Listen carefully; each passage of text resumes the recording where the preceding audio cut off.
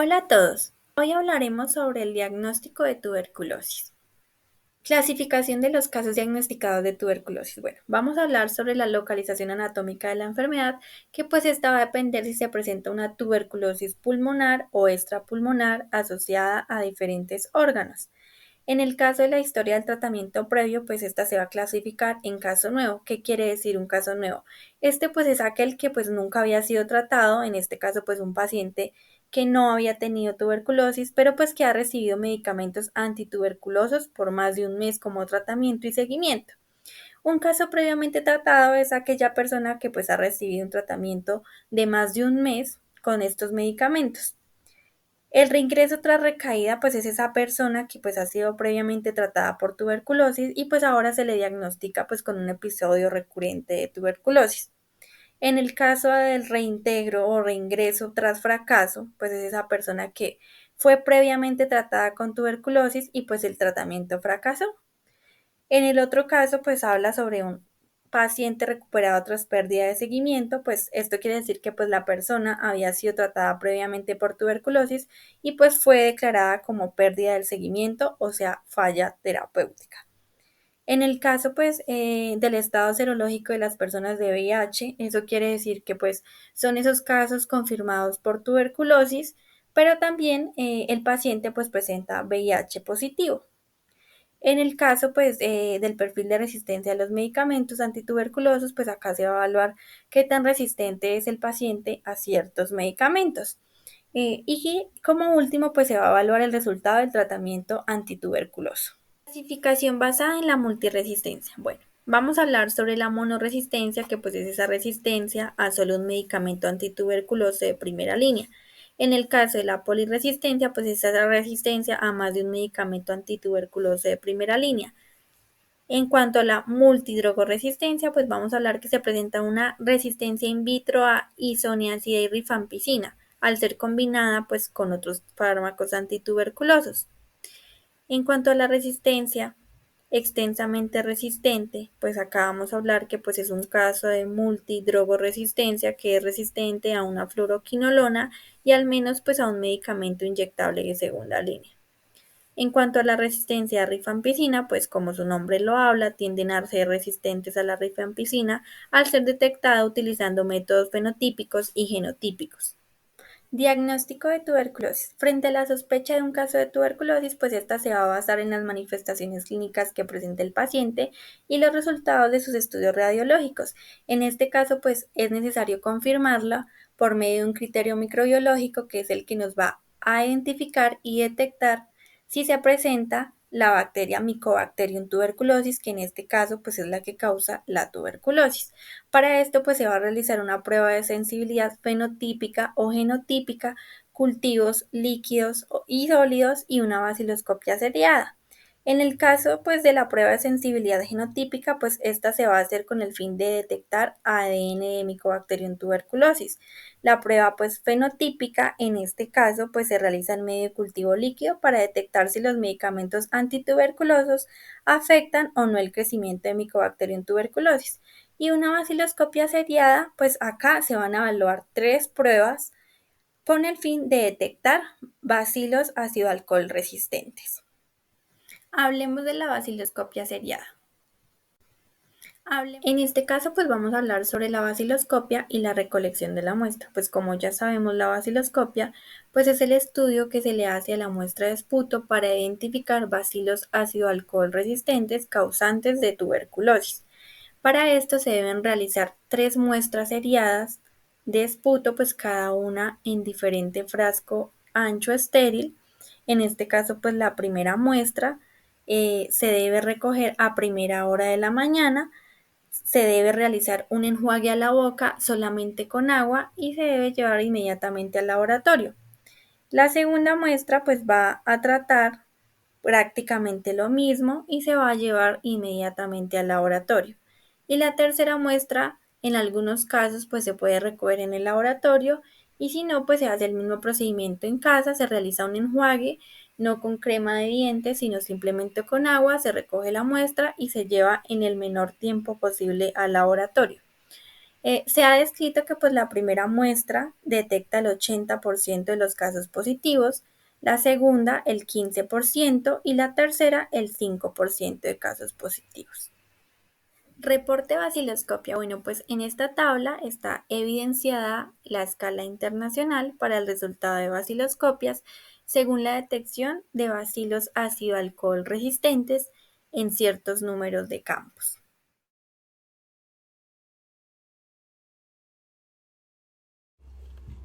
En cuanto al fundamento de este medio, los nutrientes de este constituyen un rico soporte para el crecimiento de una gran variedad de micobacterias, excepto Mycobacterium leprae.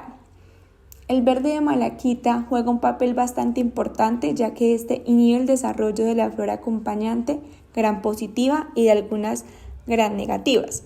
La glicerina, por su parte, lo que hace es que estimula el crecimiento de Mycobacterium tuberculosis. Además, las colonias de Mycobacterium tuberculosis empiezan a observarse a las 2 o 3 semanas de incubación. La mayor desventaja de estos medios es la lentitud de crecimiento de las micobacterias, por lo que en los últimos años se han tenido un desarrollo de los medios líquidos que a continuación les vamos a hablar. El medio líquido contiene caldo Mildew-Root modificado al que se le agrega el suplemento de crecimiento, que esto se crea las condiciones ideales para que se multiplique la mayoría de micobacterias, mientras que las bacterias contaminantes son inhibidas por la adición de una mezcla de antibióticos.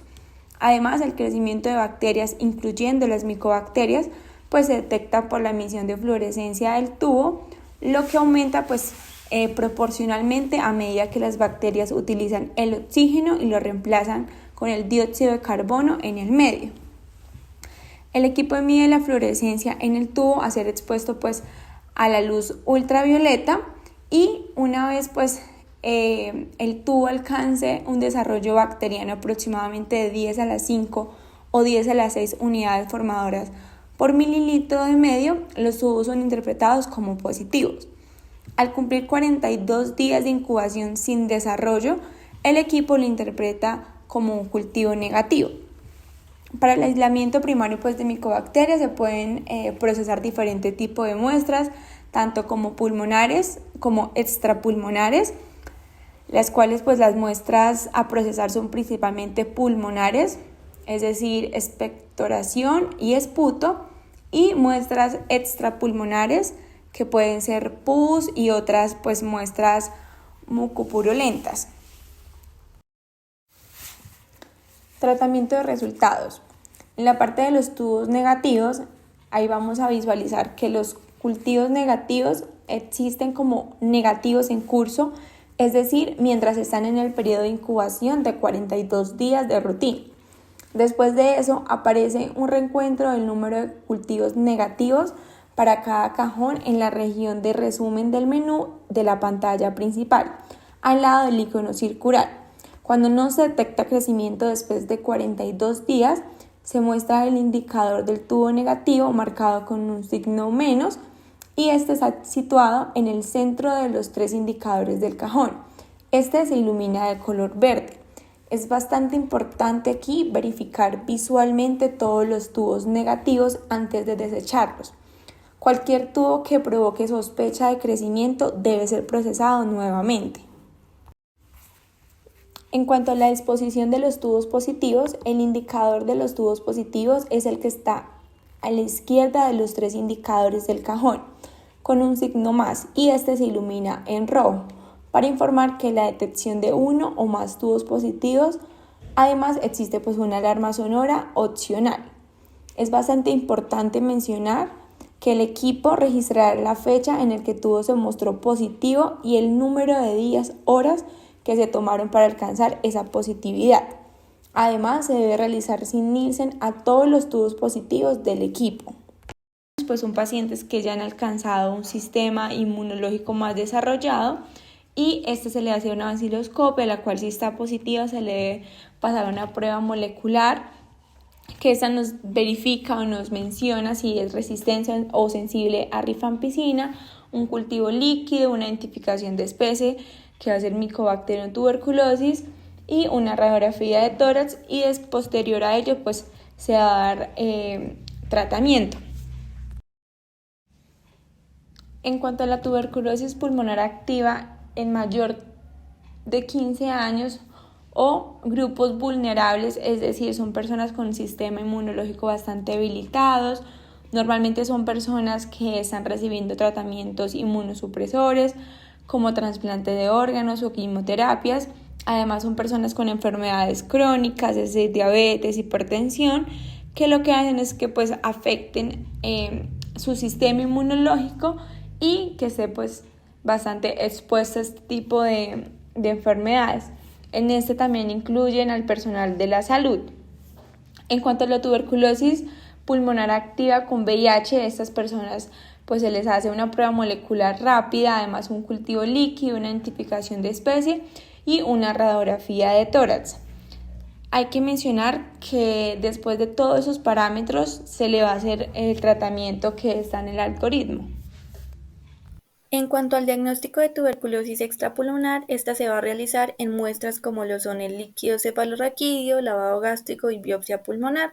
En este caso, pues se va a realizar una baciloscopia con su debida tinción para identificar bacilos ácido alcohol resistentes, se realiza un cultivo líquido, se hacen pruebas de sensibilidad y así se logra identificar la especie. En el caso del lavado gástrico, pues acá esta se va a tomar en un tubo plástico de 50 mililitros con cierre hermético. Este procedimiento lo debe realizar un médico especializado. Acá se van a tomar 3 muestras seriadas, cada una de 20 mililitros, todo con el fin de poder realizar el debido procedimiento, y esta pues tiene una durabilidad de 24 horas, conservándole a una temperatura de 4 grados centígrados. En el caso pues de la biopsia pulmonar, esta se realiza pues en un recipiente estéril con una tapa de cierre hermético que contenga solución salina pues o agua destilada. Esta pues se debe tomar por un médico especialista y no tiene como un volumen límite exigido. También se conserva pues a 4 grados centígrados y tiene que ser transportada sí o sí en solución salina para enviarla al laboratorio.